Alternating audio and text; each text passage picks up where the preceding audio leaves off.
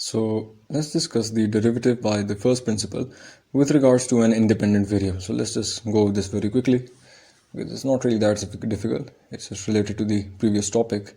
So let's say that we have to find the derivative of the following expression with regards to their independent variables. So ax plus b whole to the power 3. So x is the independent variable over here. So we have to find by definition the derivative of y with respect to x and with respect to x, and let y be equal to ax plus b whole to the power 3. This is equation 1, standard procedure. Step 1, taking the increment on both sides. So y will be replaced with y plus delta y, and this x will be replaced with x plus delta x. And so once you expand this, you get ax plus a delta x plus b whole to the power 3.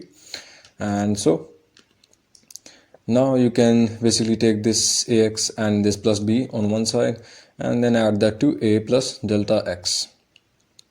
So you'll take this y, this positive y, to the right hand side, and it will become negative y.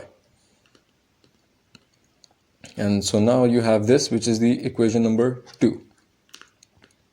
Step 2 is to put the values of y from equation 1 into this equation number 2. So basically we'll replace this minus y with minus ax plus b whole to the power 3. And so now what you'll do is you'll apply the you'll basically apply this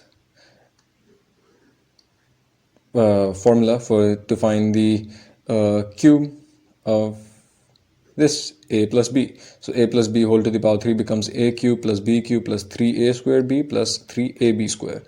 And once you do that, this, if you treat this ax plus b as a and this a plus a delta x as b, so this becomes a plus b whole to the power 3. And if you apply that, this is what you end up with.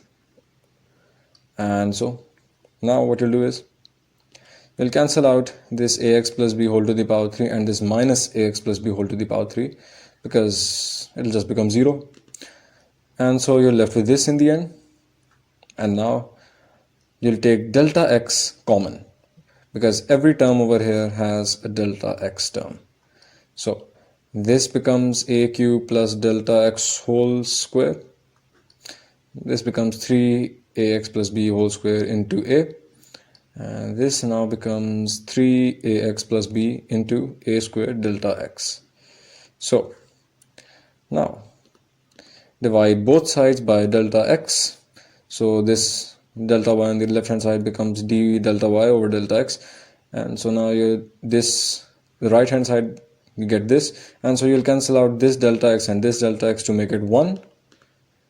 And so now after that you'll just apply the limit as delta x approaches 0 on both sides. On the left hand side, you're left with the final form of the derivative of y with respect to x, and on the right hand side you'll apply this limit as delta x approaches 0. So you'll basically, every delta x term in this bracket becomes 0. So this delta x becomes 0 and this delta x becomes 0, which you can see over here. And so in the end you're just left with this. And so this is the answer to dy by dx, and that is what we had to find.